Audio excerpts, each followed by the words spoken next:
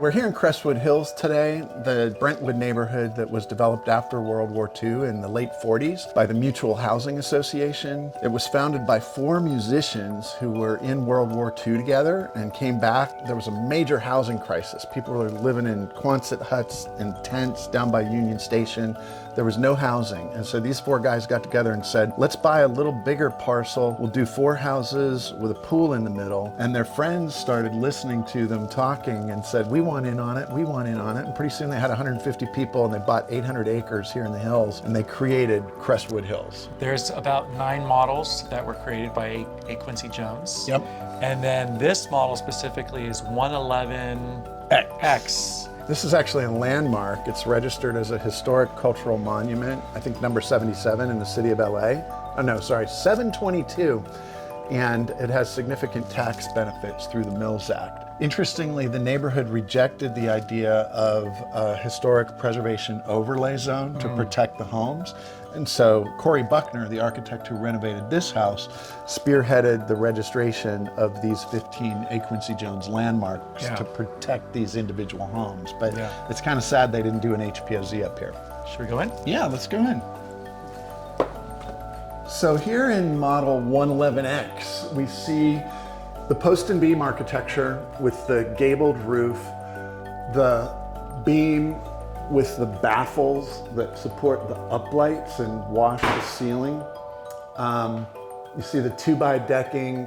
I call these flitch beams, where it's a composite with a larger 4x surrounded by 2x. So it's a kind of tripartite composite beam that rests on these slender columns. And you've got this single pane glass everywhere, which, you can't do this anymore. None of this. You can't do this structure because of building code changes, and you can't do this glass because of Title 24 energy requirements in the building codes. The floor plan seems to be quite symmetrical with clerestory windows mirroring each other on each sides. And then the fireplace is right in the center along these panes of glass. And so everything is kind of symmetrical in that way, but then A. Quincy Jones has actually shifted the kitchen slightly to give it a little bit of a dynamic, what would you call that, dynamicism? And experientially, when you come in through the front door, you're not confronted with the public space immediately.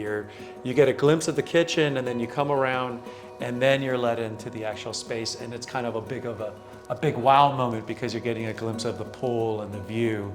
But experientially, he's put the floor plan wise, he's put the dining room table just a little bit higher. And I love that kind of dynamic. And that's one thing that those 9 different plans did, that this was a plan that responded to the topography of the site. And so you step down from the kitchen entry level into the living level and down again into the bedrooms because that's the topography of the site. There were other models that were more level slab on grade configurations where this one responds to the topography.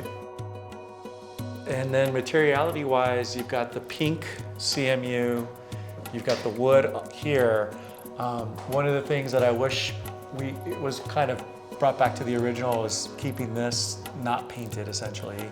But other than that, the flooring you said we're trying to figure out whether it's truly polished or if it's got like a topping on it. It's got some kind of topping slab. It's not a polished slab, but it is a concrete slab.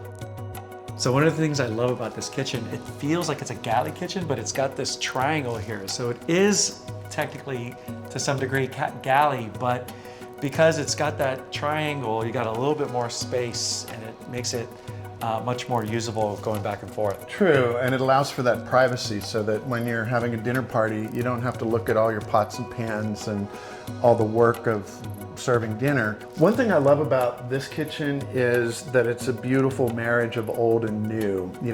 This was not a restoration, this is a renovation where the developer, owner, and the architect collaborated to introduce new finishes and preserve old. So they've got these cabinets with the original pulls, but they have an integral stainless steel countertop and sink and new Gaggenau, appliances, Miele, the kind of cutting edge appliances and fixtures mixed in with the old, which I think is really ingenious.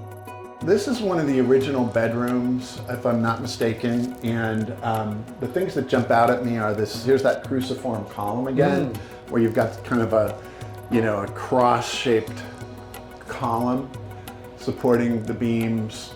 You've got this beautiful vertical grain fir, the bent plywood handles, the clear story window, and then the pink block that runs as kind of a datum through the house. We'll see it in the second bedroom where that pink block kind of takes you from inside the house to outside the house in several directions. One thing I like about a lot of these mid-century homes are the ability to go out into exterior space right from your bedroom. And I think a lot of the times these newer builds don't take that into consideration and kind of makes it really tight. But the ability to have the pink block extend out into the exterior and grab that space makes the bedroom feel bigger than it really is. So this is the third bedroom. We really need to go back and look at that original plan, because in the 111X of the original design, it was a 2-bedroom, 2-bath house. Now it's a 3-bedroom. And my understanding is that they enlarged, this is considered the primary bedroom.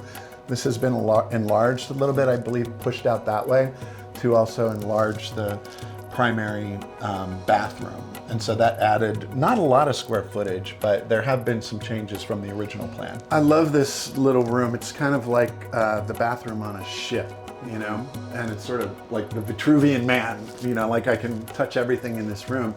But because of the clear story window, you have all this light flooding in. And the thing I really respect about Cory Buckner and Michael Lefetra is that they didn't introduce luxury materials. They didn't go Carrara marble on this, for example. And I won't mention any names, but we've seen some pristine architecture kind of, I won't say ruined, but drastically changed. This is like a simple off-the-shelf dowel tile and, really clean lines, soap niche, and nothing fancy, which is, these houses weren't anything fancy. They were low-cost modern architecture for service people returning from World War II. Let's take a look outside. As we're going out, I see again the fireplace and that pink block, taking your eye right out to the pool area.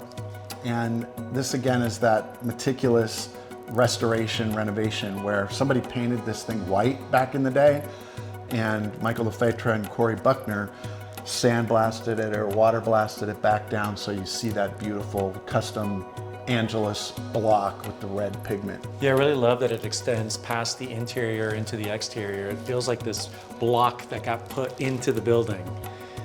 Yeah, it's sort of half in and half out. Yeah. And that's this whole house, is like are you inside or outside? You're sort of half in and half out at all times. Right. The architect made the decision to take this element out beyond the cruciform column, and it's like that old school manual drafting technique where you would take a horizontal line just beyond the vertical, or the vertical line just beyond the horizontal, to create that kind of lively, dynamic condition. Yeah. So he brings the composite beam out beyond the face of the building envelope and then tapers the edge and applies this fascia. And as we drive around the neighborhood, it's not a historic preservation zone. They're individual landmarks. And so a lot of these houses have been bastardized beyond belief, and you look at it and you're like, what is that? And then you see that, and it's an A. Quincy Jones underneath all that garbage. So this is another example of the intervention, a new intervention to an old historic home. This is a brand new pool. I'm calling this $1 million pool because this is on probably 5 or 6 30 to 60 foot deep concrete piles. And it's a beautiful pool looking out at an amazing view from, the ocean to Catalina. Looking back at the house, you've got this beautiful acid etched concrete finish, really elegant pool with built-in coping and cover. And that adds a lot to the historic monument. The only question I would have is, what beverage are you bringing out to hang out at the pool? That's all you need to ask yourself for $3.2 million. Yep, exactly.